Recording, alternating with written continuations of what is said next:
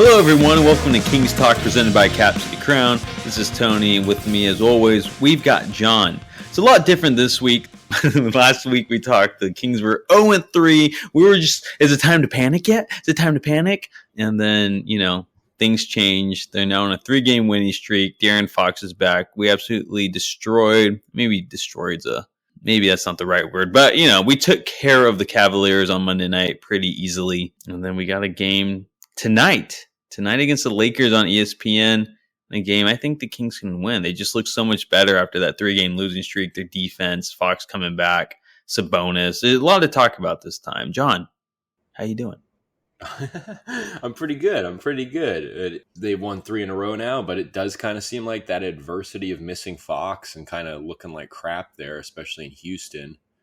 I think that really paid off in a lot of ways. I think it really catapulted their ability to play quote unquote the right way, which is like putting yourself in a position to win with defense. And they've played really good defense over the last couple of games. I think that their defensive rating over the last 3 games is 111.6, which is really good. And I think it's even lower if you just count the last 2 games. Now, it's a small sample size, but we're early, and that was a major adjustment, and guys stepped up to the challenge that was, handed to them through all the adversity. And they looked even better with Fox. And, there's always these other kind of topics that we'll get into more as well, where missing Fox gave opportunities to guys that maybe wouldn't have had opportunities, like Keon Ellis, and now look at Keon Ellis. So I don't know. I mean, what a difference a week makes.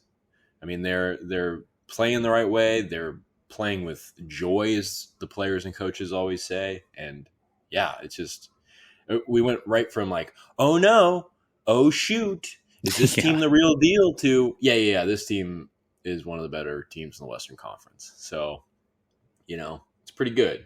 Kings are trending upwards. The Clippers are trending downwards. The Clippers, dude. They lost 5 in a row, I think. Yeah. Have they lost? Oh, my God. They're crazy. Since Harden's come back. That's hilarious. They're crazy, bad. It's crazy. I just does anyone not learn? Like, when's the last time that worked in the NBA? Has that worked since, like, a big trade like that? Like, a big, like, super team? I mean, I don't know. At least, like, Harden and, like, or not Harden. At least, like, LeBron, Wade, and Bosh. I know that was, like, I don't know, one of the first instances, right, that we know of kind of in the modern era. Where it's like, oh, man. Yeah. It's like, at least they had, like, a full offseason to prepare.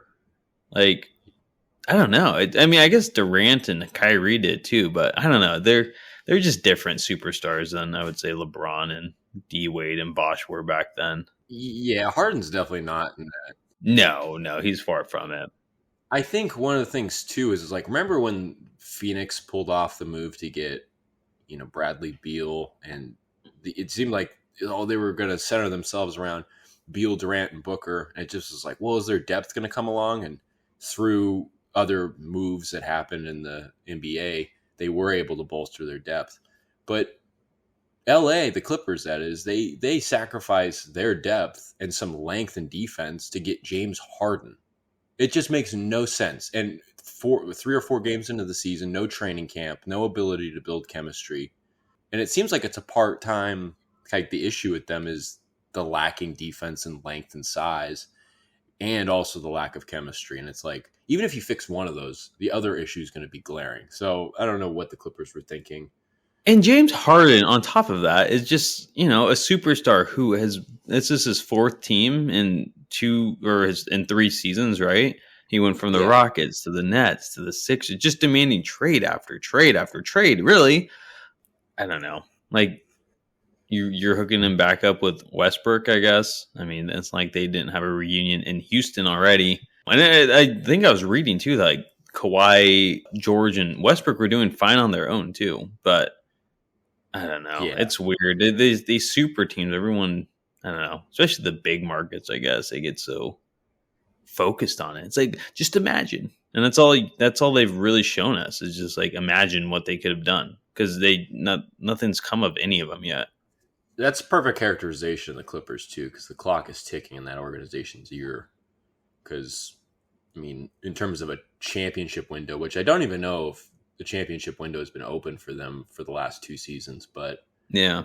like that thing is, I mean, any glimmer of hope to open that thing up is, I feel like it's just, they were so pressed to make a move, and now I feel like it just closed completely. Maybe that's too early to say, but it was funny because like James Harden said, I think in his like opening press conference, he's like, they were asking him about like the system in place and whether he'd fit in. He's like, I am a system. And it's like, Yeah. hey, you're a freaking self-destruct system. Like, you whiz. It's ridiculous. I am the system. Like, okay, you don't have the 3 other Hall of Fame players on your team, but okay. Yeah, Like, you would have thought like the Clippers. I almost kind of thought the Clippers were flying too close to the sun by taking a flyer on Westbrook, but that ended up working out in their favor and good on them. But it's like, man, it's like it was like doubling down on an even crazier bet to go with Harden at this point. So early too, and it's just like you sacrifice so much depth, length, all this stuff, and now you probably just totally, again, the whole thing is self-destructed. So weird. I mean, as this moment, there's going to be a couple games tonight after we talk, but I mean, as of this moment, the Kings they have the best record in the Pacific Division right now. Yeah. Again, this could change. I think they're tied with the Warriors, like percentage wise, but I mean, after having that 3-game losing streak, and again talking about panic a week ago from today, hey, that's not too bad of a spot to sit in. I mean, the way we were talking last week, it was like, man, they could be at the bottom of the Pacific. But yeah, I mean, the Clippers definitely, helped out with that. Yeah, they're creating that buffer zone at the bottom. Yeah, exactly. Exactly. I just don't see, like, especially like when you put it in the context too, that Clippers move of like what division you're in. It's just like, I feel like you put yourself way back because you have a bunch of other teams that are really, really good on their own. And I don't know, whatever. The Clippers can hire us. They can listen to us and be like, you know what? The Kings are really missing out by not hiring these guys. Yeah, we could be the Cap City Crown. So what's LA? What's their nickname? City of Angels. They have another nickname. LA.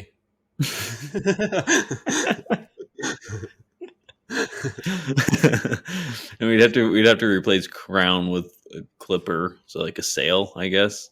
The Clip City. The Clip City. I don't know. Clip City Clowns.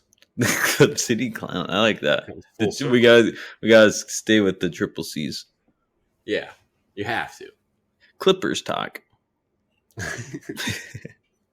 I think it's funny because like Kings Talk, I feel like they got pulled because I think it's sponsored by NBC Sports, and like they pulled all their like added Kings coverage like at the beginning of last year, so they got rid of their Kings Talk podcast, which really opened a door for us to just take the name, slip in there. But like the Talk podcast, like that's I think that's like a network. Or maybe I'm thinking of Locked On. No, you're right. That's why I chose the name. Just kidding. Because it's like, it's Kings Talk. Like, yeah, no, I've listened to Celtics Talk. It's probably the same thing. They're probably just think guys paid by NBC Sports. I think it is NBC. Yeah. I'm like, Kings Talk, perfect. Because I'm like, this is not a Kings Talk. Like, scoop it up. Let's do it. Yeah. And then for our lawyers, we have Sack Kings Talk, if anybody. Hey, we didn't do anything wrong. We have the name. No one else has this name. I'm just saying. It's not trademarked. No, it's not. So, hey, Kings Talk, this is it. If NBC wants the rights to this name, well, I mean, they can offer us, a lump sum. Yeah, they can come buy it off of us. But, and I'm just going to, I just gave it to him for free and just pocket it all. I just gave it to him. They made a really dire plea, and it's the holidays, so I just... Yeah. I'm just like, oh, okay, all right, cool. But getting into the business here, I got the most pressing question, I think, is whose team is this? Is this Mark Jones's team or Kyle Draper's team? I mean, it's the Drapes. It's Drapes' team, not the Drapes. I kind of want to call them the Drapes now, but the Drapes. Katie Christensen the carpet. That probably doesn't sound too good. The Drapes in the carpet.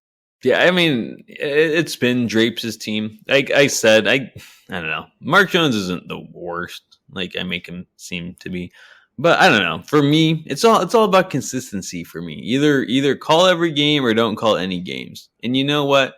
If Draper was given the opportunity, he would call every game. Jones clearly isn't because I mean he has another job at ESPN, and I get it, but I don't know. I think I'm answering my own question. It's Katie Christensen's team. It really is. She's the steadying force there. She's consistent. She's there every time. But if Kyle Draper could work 365 days a year, he probably would. He would. And, I like Draper. I mean, I don't think anyone's ever going to top Grant and Jerry. They just had this chemistry that was great. But especially if you have the nostalgia of having watched them as a kid. I'm not even going to say Draper and Katie's a close second, even though there's really no one else to compare them to. Grant and Doug, I guess, for a season and a half, or however long that lasted. Maybe longer. I forget how long Grant and Doug did it. But Grant and Jerry, man, they were around forever. And Grant did it from like 1985 on. Like he was their first announcer, I believe. And he's not even that old, so he must have been pretty young. He's old, but he's not like 80. He's not like Jerry or Gary Gerald. The name always confuses me. Gary Gerald, Jerry Gerald. Maybe like Jerry Garcia. I'm like, what does that have to do with it? But I don't know. I don't know when. Sorry, I'm not that. I don't know. I don't know when Reynolds actually joined the broadcast team, but it was definitely early 2000s at least. Maybe the 90s. I don't really know. Someone can comment and let me know. When did he last coach? I don't know. I don't really want to get into that. This is about Drapes and Mark Jones. To me, in my perfect world, it doesn't matter. But I would like both of them to lose their second job. Mark Jones should not be working for ESPN, and Kyle Draper should lose his radio show. You know why? Because I noticed a radio show. Yeah, he's on Sports Talk 1140. Sacktown Sports. Sacktown Sports. I always say something that's not the name of it. Well, it used to be Sports 1140 forever. So you know what? Yeah, there you go. Thank you. Anyways, but I said this. I thought this a lot last season. I'm like, especially like midway through the year and late in the year with Mark Jones probably calling a game every night. It's like you could tell like with little like slips of the tongue and like getting turns of phrases wrong and stuff like that, little brain farts. You're like, dude, you work too much. And I feel like I'm starting to notice that with Kyle too. I'm like, I think you're working too much. I don't remember specifically what he said the last time he called the game, but he had a few like missteps in speaking. And I'm like, man, take some time off. Why all these people got to work so much? Like, relax. I know. How much do they get paid? Like, does Draper need a radio show? Like, I wonder what's his salary. It has to be decent, right? He's probably on TV. Good. Yeah. Like, does he need? Grant had a radio show. Like, if you're a Kings announcer, do you automatically get a radio show on Sports 1140? Because Doug had one too. Yeah, and then I know Bob Fitzgerald, the Warriors guy, I think he still has a show on KNBR. I don't know if he still does, but he was on KNBR forever. Oh, it's Kyle Draper and that Gleason guy, Kevin Gleason. I didn't know that. I just knew he was on there. From 2 to 6 every day. Jesus. Yeah, that's a good hour. That's a good 4 hours. Time slot. Yeah. Sorry, I can't do math. Featured podcast. King's Talk. The Return of the whatever is. It looks like this is Return of the Roar. And then they get the Niners one. Return of the Empire. What? It doesn't work as well. Should be Return of the Faithful or something. Yeah, I know. Empire. It's kind of really Empire. I'm assuming it's Niners. It doesn't say, but it's like a football and it's red and gold. I don't think it's the Raiders. Then they got one called Stingers Up, the Sacramento State football podcast with Jason Ross. How do you feel about Jason Ross? I don't really know a lot about Jason Ross. I don't really listen to sports talk radio in Sac. I don't live there currently, so. Oh yeah, that's fair. I have neither anything good nor bad to say about Jason Ross. Although I think Jason Ross, I know this about Jason Ross, and maybe this is a condemnation of him, but I know that he had a huge role in getting Matt George started with what he does. So, oh really? Yeah. So maybe I'm holding something against Jason Ross. J. Ross, Dross. Anyways, Dross and Drake. Kings basketball. What's stood out to you most in this 3-game winning streak? not just limiting ourselves to the 3-game winning streak, but kind of looking at the 9 games the Kings have played as a whole. I think one of the big storylines this season is Keegan Murray's development, but more specifically as a defender. And I think everybody knows where we're going with this. What he did against Steph Curry, was that 2 weeks ago now? It must have I think been, exactly. Yeah, 2 weeks ago. And then what he did against Donovan Mitchell on Monday night, 7 of 21, and guarded him most of the time. And just used his length to bother him. And he's just looked great. I think we talked before training camp even started. I think it might have been during the summer. We were talking about, can Keegan Murray make that jump to being like a two-way impact player? And we were like, yeah, maybe by the end of the season. But here we go. Keegan Murray again, defying expectations. Yeah. And adjusting on the fly. And I mean, even as just an option or throwing a different look at a guy, he's just an exceptional option at that. And I know they asked De'Aaron Fox about it after the game on Monday because Fox and Murray worked out so much this summer. And Fox was like, yeah, his movement has been so much better this season. His lateral quickness, his body fluidity is just better. And Mike Brown talked about having to play one-on-one against, De'Aaron Fox all summer. So you're guarding De'Aaron Fox all the time. That reminds me of like when you'd hear about like Damian Jones having to guard Clay and Steph in practices and stuff like that. And you could see that in his on-ball defense on the perimeter as a big. But, it just seems like that same kind of thing has really paid off for Murray. And Mike Brown also added that, like, the big thing Murray did this offseason was put on more muscle. And Brown reminded us that allows you to take that hit on the chest without falling back. And I remember when they played the Warriors, he was noting how Steph Curry is like a pro at kind of giving a push to his defender before he takes off in another direction. And one of the biggest things you have to do when you're guarding Curry is not give in to that push. You have to be able to fight through it and go and just get that first step going wherever he's going. And Murray handled that pretty decently. And, you get a guy like Donovan Mitchell who's going to kind of bump up against you and try to get his shot up sometimes. I mean, he's one of the best scorers in the league. He's always looking to get his shot up. That just works wonders as well. So the length, the strength, the movement, it's all coming together for him. And I mean, he's been awesome. I don't know if he could do that every night. That might be kind of a question to consider. But like once or twice a week, when the matchup really calls for it, when you kind of have a perimeter player that's the opposing team's top scorer, yeah, put Murray on him because it seems to be working. Yeah, I mean, he's looked really good on defense. And I mean, to note with that too is like we knew, and we kind of had this conversation last week. It's like, well, man, are the Kings putting too much effort on defense? Does that take away from their offense? And it looked like it was affecting Keegan because you could tell he was guarding, Steph Curry and the opposing team's best player when he could, and at least on the perimeter. But he was not shooting the ball well to start the season. But then last 2 games, 20 points each game plus.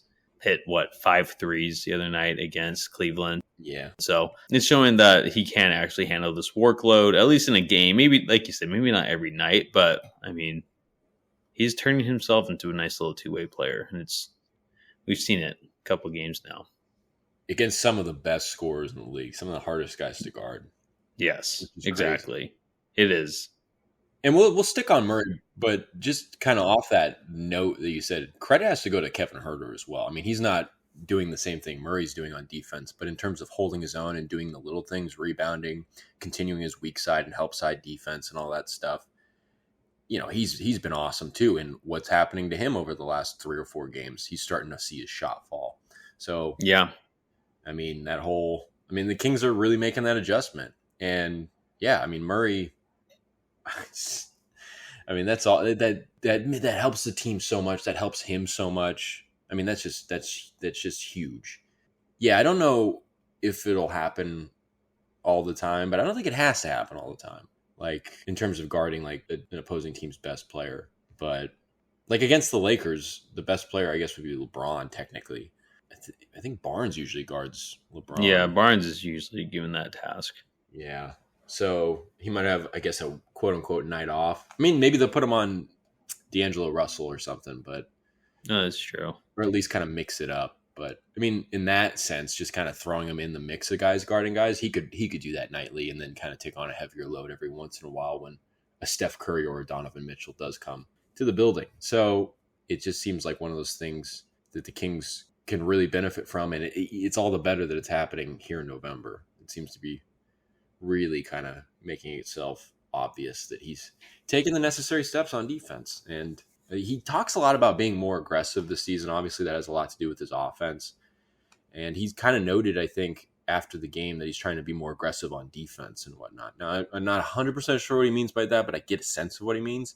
And I just think that's so funny from Keegan Murray, just talking about aggression, because it's like when you listen to Keegan Murray talk, he's, says every other statement, every other sentence, he's shrugging his shoulders, and he just kind of, we just kind of go out there and try to do the right thing. And Mike, he just kind of got my back out there and all that stuff. And I'm shrugging as I say all that. And you just like, can this guy be aggressive? I mean, like his personality really doesn't say that he can. And it's just like, Yeah. This guy just defies expectations. So Keegan Murray, a round of applause. He's the next Kawhi Leonard in the making, it sounds like. two-way small forward who keeps to himself. Yeah, it could be something along those lines. But yeah, Keegan Murray. It's been a joy to watch from a basketball standpoint. No, it's awesome. And I mean, I think we've talked about so much at least in the off season leading up to this season. It's like, all right, it's Keegan Murray's next step. The season depends on how much Murray's going to step up. And yeah, we called it the off season of Keegan Murray. Yeah. And watching what he did, especially the last two games and what he's been doing on defense all year, it's really encouraging. It's like, oh, this is the guy. Like if you can put up nights, I mean, like I said, it's not maybe realistic on a nightly basis, but I mean, if he can perform even like 75% of what he did against Cleveland on a nightly basis, I mean, the Kings are going to be in a really good spot. Yeah, that's just great. Talk about your third best player right there. Exactly. But let's change it a little. On that note, he is their third best player, and someone that was their third best player for seems like a while now is now not their third best player, and maybe like a fifth option scoring. Seems like it's affecting him. I guess it's just affecting him. Harrison Barnes. He's what's been up with Harrison? Harry B is taking on the nickname Silent Night. I like that. I saw that. He's had a lot of quiet nights. I think of the 9 games, he's probably had 4 extremely quiet nights. In a win against the Cavaliers where the ball's flowing everywhere and Kevin Huerter and Murray have their shots going and Monk's coming off the bench and he went 3 of 5 from 3 and you got Fox back and all this stuff. I wouldn't pay too much attention to it. But over the last 5 games, Harrison Barnes has either been absent or just ineffective for the most part. He's had some good rebounding games there, so you got to give him credit where credit's due. But I think one of the more glaring aspects here is that through the last 2 fourth quarters, the Thunder game on Friday and then the Cavs game on Monday, he's played a total of 46 seconds in the fourth quarter. In both those fourth quarters. That's crazy. And all those 46 seconds came in the Thunder game. He didn't play at all in the Cleveland game in the fourth. And it's just like, people always say the old wisdom in basketball is it doesn't really matter who's starting so much as who's closing. And I think that was a huge thing for Keon Ellis. Like Keon Ellis was part of that closing lineup and played a huge part down the stretch against the Thunder. It's like, oh, wow, okay. Like it really amplifies the fact, really highlights and puts a light on the fact that he is impacting the team in a positive way. And it's not like Barnes is hurting the team, but in terms of making an impact, it's been kind of a goose egg. He's not really providing much of anything. It's not really positive or negative. And when you were conceivably the third best player, at least at the start of last season and for most of last season, I think just being a veteran, being consistent, maybe kind of made him the third best player. But it's just like, so you have, I guess the point there is there's a standard, you got a veteran status, you're paid a certain amount of money, you're starting forward on this team, and you're like the least effective guy out there. I mean, Chris Duarte went into the game, got like 3 fouls in 3 minutes, ended up with 4 at the end of the night, but Brown kept playing him because, those were fouls that were kind of more to do with just kind of being a little too physical, not really getting handsy or anything like that. And also it was, if Duarte fouls out, it's not a huge deal. You've got other guys like Kessler Edwards out on the bench and whatnot. It's not like Duarte's shot's falling right now. Mm-hmm. But it's just like, so like you can see a lot of like what Brown's thinking in the minutes he's giving out. And Harrison Barnes, meanwhile, is just not really doing anything, you know? And I just to kind of go over his stats over the last 5 games. And as we're recording this, the most recent game was that Cleveland game. He's been averaging 7.2 points on 36.4% from the field and 26.3% from deep. So even as he's leading the team in 3-point percentage, over the last 5, he hasn't really had, I think he maybe had one good 3-point shooting game, but he's had a lot of offers, you know, and he's kind of struggling to hit certain shots. I think he's shooting just below 50% in the painted area in these last 5 games. I don't know. I mean, it's weird. It's like Matt Barnes said on the pregame broadcast on Monday, it's like Harrison Barnes has the tendency to blend in. And you were saying last week, he's got that disappearing act. And I don't know what's up with that. I can't really prescribe what's going on. All I can do is point out the fact that he's been an absolute ghost and hardly out there.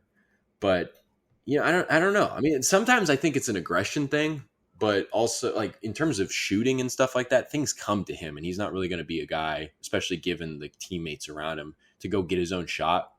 So that like makes sense. But I think in the Thunder game, there were 2 instances, and maybe it was only really one. Maybe I'm nitpicking on the second one, but there was at least one instance where it looked like he could have gotten his own long rebound off a missed 3. He didn't really do it. Yeah. And also in these last 5 games, he's only averaging 1.8 free throw attempts per game. And on the season, he's averaging 2.5. He averaged 5 free throw attempts a game last season. And what did I always defend Harrison Barnes for last year, especially when his shooting wasn't getting off to a good start? It's the fact that, as many people know, that when the offense gets out of whack, when things kind of get out of, off kilter with the Kings, he can really settle things down, slow it down, allow everybody to catch a breath by getting the ball and taking it and, drawing a foul. And he's very successful at that. Mm-hmm. And you just haven't seen that as much. Now, granted, of course, they've won 3 straight. So 3 out of these 5 games we're talking about have been wins where maybe that wasn't as necessary. But think about like that second Houston game where everything was out of whack. I don't know if Barnes went to the line. I think he maybe went once.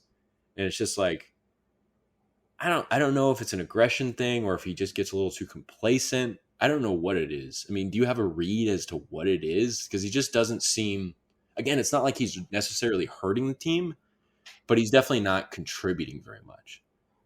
Yeah, I mean, 2 things I guess I'll have to say. I mean, one, the first thing, it's just Barnes. It's who he's been since he's been in Sac. He just disappears, and then next week, just like we were talking about last week, like Kings are on 3, time to panic. Harrison Barnes, time to panic. He hasn't done anything. Then he's going to come out next week and score 15 points a game, and then we'll be like, yeah, this is why the Kings kept Barnes. Very just inconsistent. He just has these. I mean, he's consistent and very inconsistent at the same time. It's kind of weird because he has these disappearing acts, and it's frustrating. And the other thing I just want to throw out there, you wrote an article on that on this topic this morning. A lot of comments were people saying that were defending Harrison Barnes. I'm not saying everyone was, but the ones that were defending Barnes was like, well, now he's the 5th option. It's like a different role. And so I kind of get that, but like you just read his last 5 games. Fox is out 4 of those. And then, you still got to crash the boards and, do the little stuff if you're not scoring too. I don't know. I feel like the one counter I would have to that point, because that's a fair point. Like he's the 5th option now. His role has technically been reduced. It's not like it's been reduced. Just other guys are stepping up and kind of taking the food off his plate, as it were. But again, it's like if that's the case, then shouldn't you still be out there for the closing lineup at least some of the time, or at least get some 4th quarter minutes? I mean, that's true. That's just it seems like the biggest tell. And again, it doesn't really matter what we think. It matters what Mike Brown thinks. It matters what the coaching staff thinks. I mean, again, it doesn't seem like they're going out of their way to say that he's hurting the team, because he really isn't. It's not like he's fouling a lot. He's not turning the ball over. But in terms of being a non-factor, he's really fulfilling that pretty well. So I don't know what it is. Again, I don't have a prescription for Barnes. I'm not even sure I could diagnose what the issue is, but these kind of side effects are clear. And again, Mr. Silent Night over here, the holidays are coming up. You know, he's like the most Yeah. quiet. He's the most quiet caroler on the porch. You know, singing. After such a big opening night too. Yeah, yeah. That first Like, half, he's like, "Yeah, I'm done. I'm gonna." yeah, first half too. I mean, he only ended with what, like 33 points off a Yeah. 27-point first half. After 29 points in the first half, Harrison Barnes has made the decision to retire from the NBA. Yeah, exactly. Going out on a high note. Yeah, Quit while so you're ahead, Harrison Barnes. he should have just quit when he won a championship.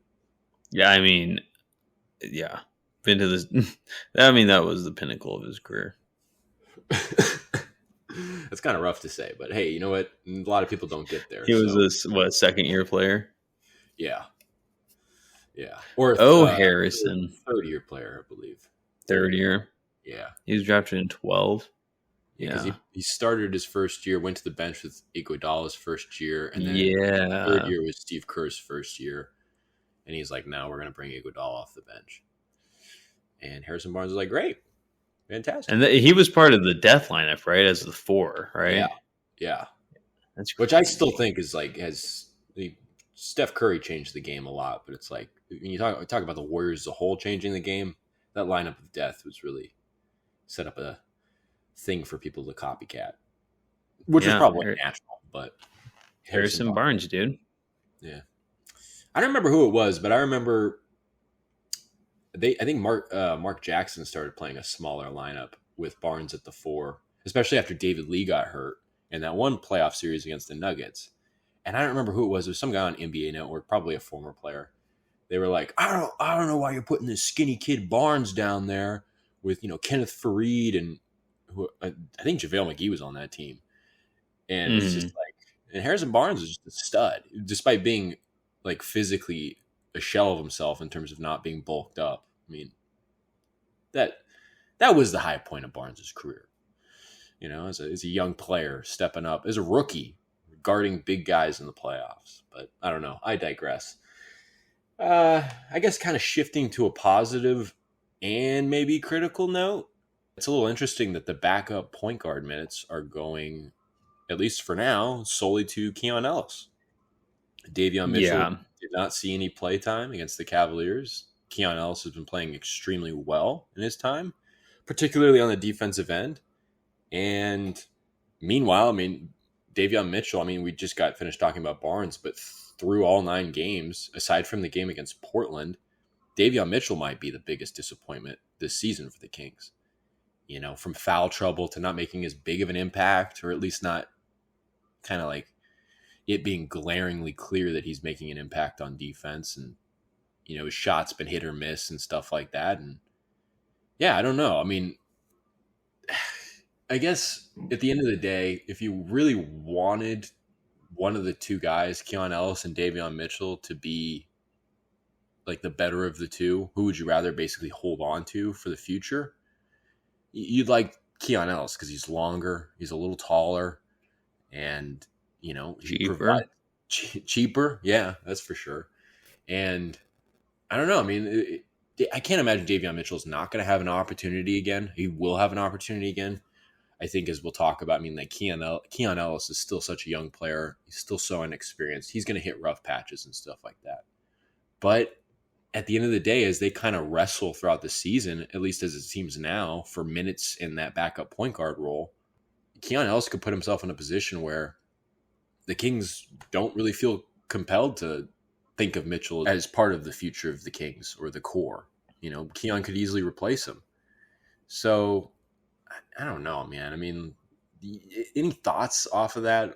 I kind of word saladed that one and got all my thoughts out there. But Keon Ellis getting minutes, Davion Mitchell hasn't really had that season. We were talking a lot about Davion in preseason and leading up to the season. He was a big topic, and so far it's just kind of been a letdown. Yeah, it's been a big letdown. It's a third-year player. Talking about the summer of Keegan, it wasn't so much the summer of Davion, but he was one of those guys posting those hype tapes and stuff. And I get it, gets everyone excited, but third-year guy. sophomore slump, whatever. I always say that, right? At least I'm never expecting big things in year 2, but year 3, I mean, that's when you're really supposed to start to take off, and he's not, and he's like regressed if anything. I mean, he's just the same guy on offense, just almost a liability out there at points. His defense is, seems like it's regressed a little too. I mean, I don't know. It's Foul trouble for sure. foul trouble. I mean, if you look at net ratings with lineups he's in, they're overwhelmingly not good. His offensive rating's low, the defensive rating's high. Something you're not wanting to see. So I don't know. It's just, it's frustrating. He's a lottery pick. He's a third-year player, and he's just, I don't know. I can see Davion getting traded this year, or them at least trying to trade him. He just doesn't have a lot to show. He's just the same player. He can't really run the offense. Not that good offensively. Can't shoot the ball. He's going to bring you the intensity on defense, but I mean, it's only going to get you so far. Mm-hmm. Well, it just doesn't even seem like his defense. I mean, Mike Brown said it today, Tuesday, after practice.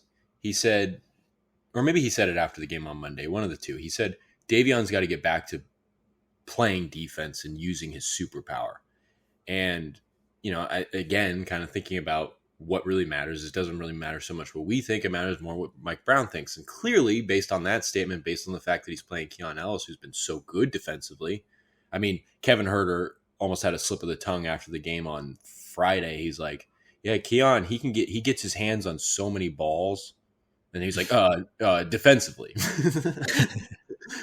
But, Davion Mitchell, meanwhile, is kind of, again, underperformed on that end. And I remember, I don't know if it was in training camp or in the first week of the season, but Mike Brown was talking about Davion and being like, yeah, obviously he's the best on-ball defender on the perimeter out of anybody on the team, but he's still got things to work on off ball. And you think about Keon Ellis, one of the things, especially watching Summer League this past July, was the fact that Keon Ellis had a nose for the ball. He was almost playing like free safety. He just flocked to it. He'd always end up wherever the ball was going.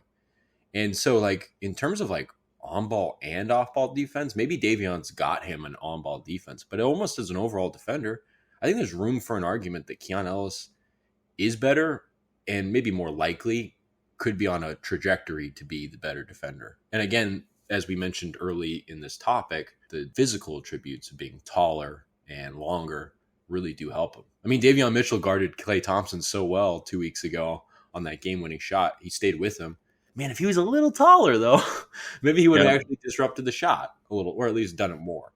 And so, yeah, I don't know. I mean, that just seems like the story there, Yeah, I mean, it's right now it seems like Keon's job to lose. I don't know. I think we're gonna run into an issue, kind of like the Metu, who was in Len and Kada situation last year, where it's like, well, Keon's good on defense, but he can't shoot the ball. Let's go to Davion, because I mean that's their problem, right? Is that they're good defenders, but they're both not the best on offense. So I'm just kind of interested if there's going to be a little bit of a carousel at this backup point guard role. Yeah, I think there'll definitely be a bit of a tug of war there. I mean, Keon Ellis, I think, had 2 early turnovers in that Cleveland game. There was always room for him to kind of start going down a path where he's now not really helping the team as much.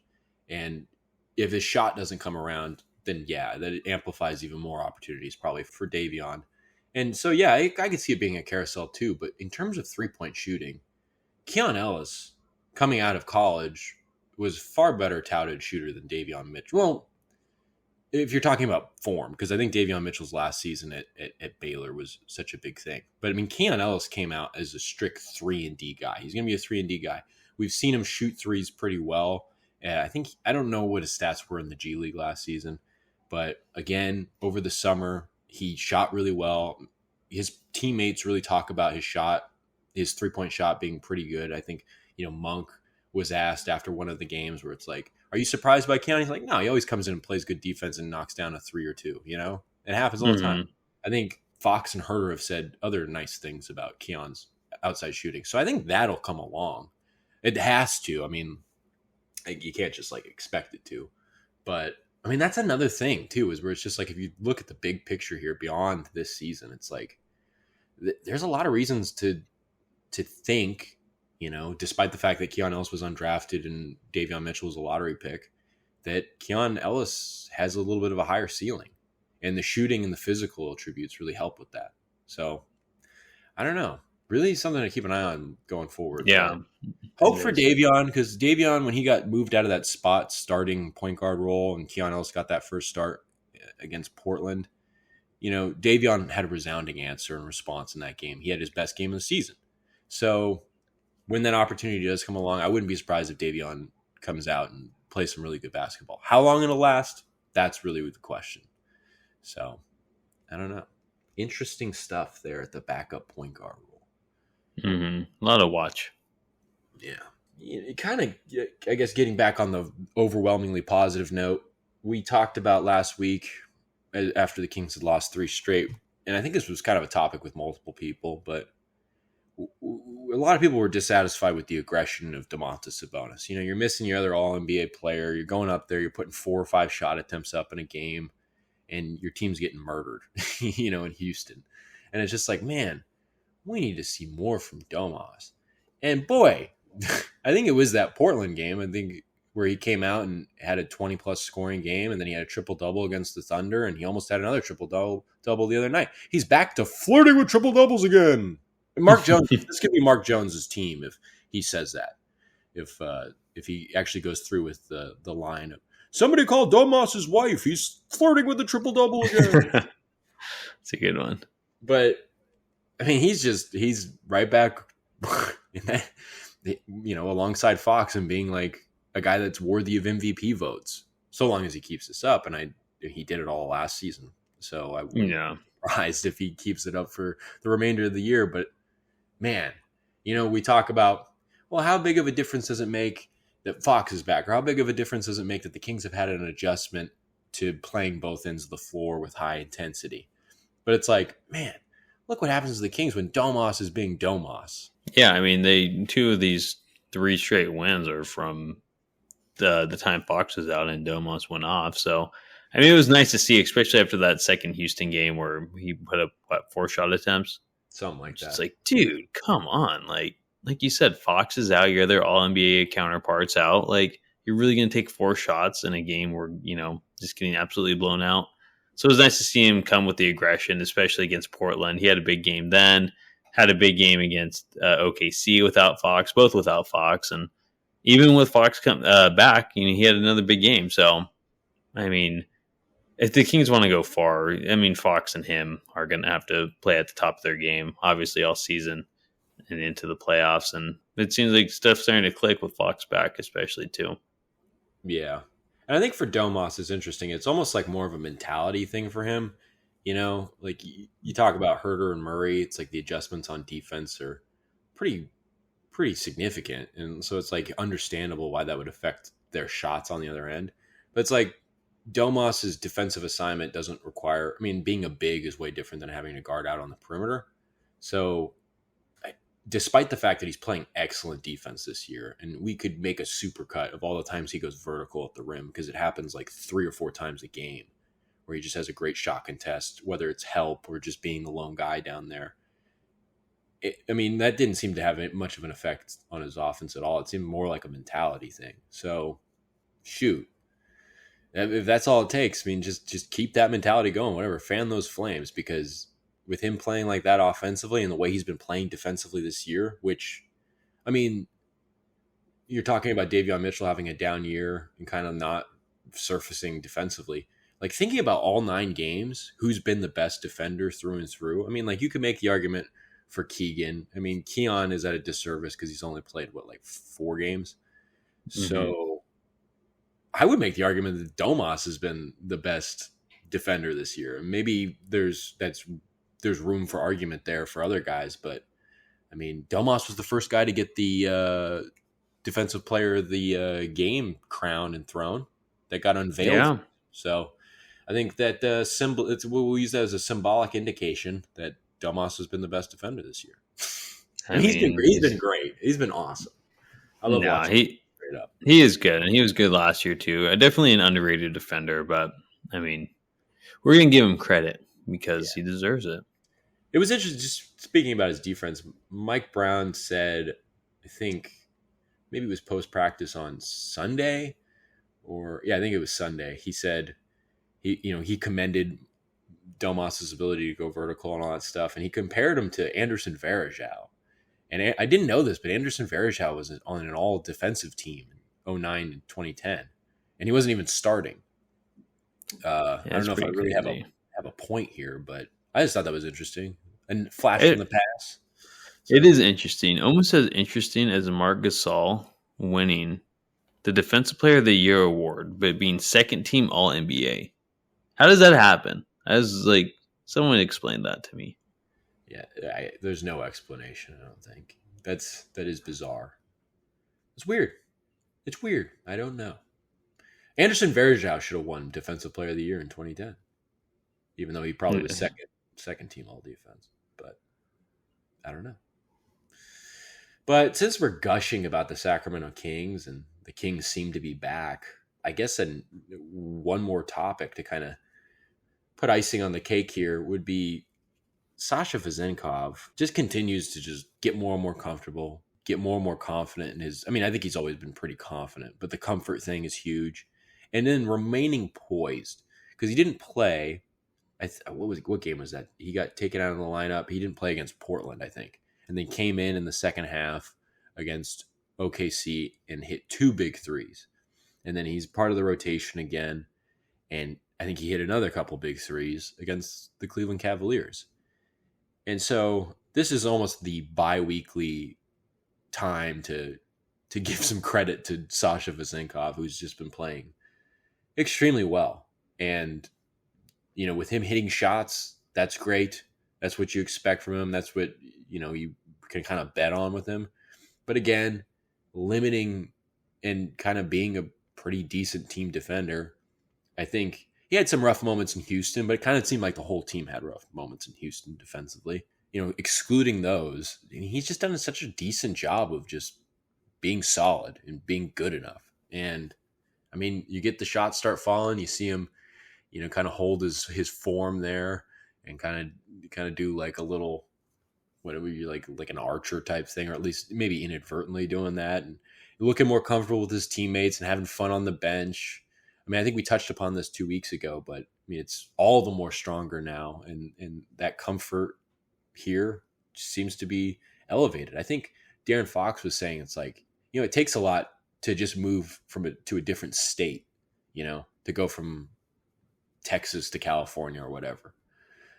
But to go from, Bulgaria or Greece to the United States, it's just like, that's a huge jump. And he's talking about Sasha Vezenkov being extremely comfortable. So that almost feels ahead of schedule when you really think about like the human components of having to kind of acclimate, not just to a different and more tough league, but to a different environment completely.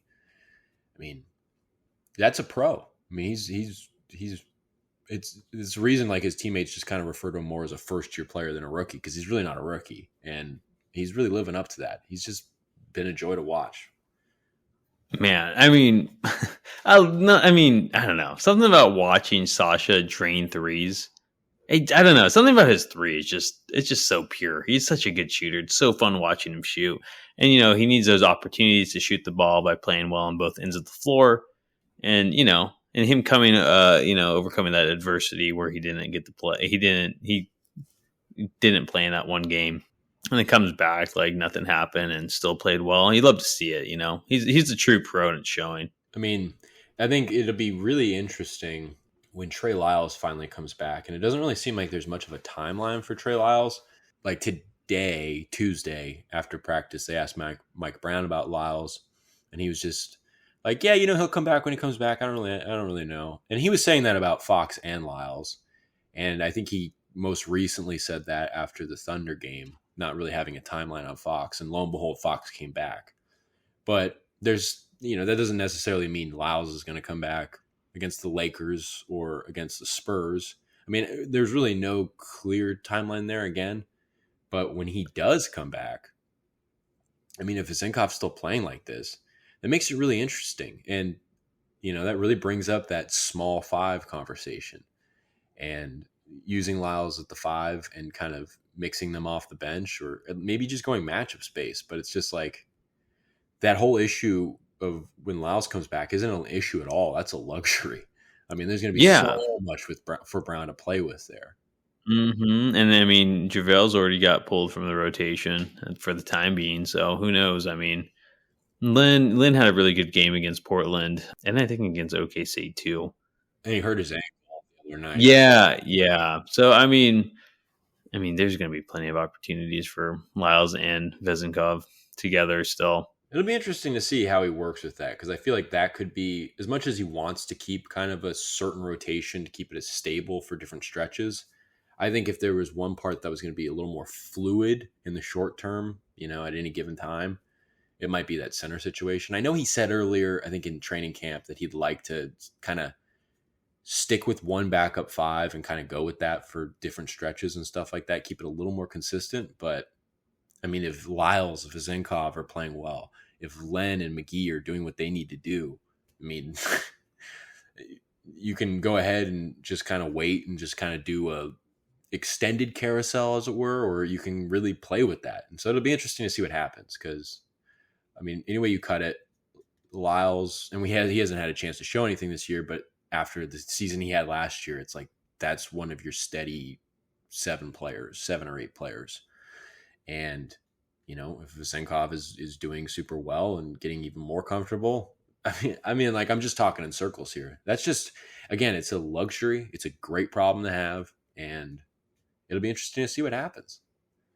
It will be. And kind of a little note on Lyles, too. I mean, Lyles isn't, he's not even a starter. He's not even our 6th man. Like, Monk has that job, but we've been without him all year. And it's easy to overlook. As much as I love Lyles, and I think everyone does, it's like, dang, how much better are we going to get when he's back, too?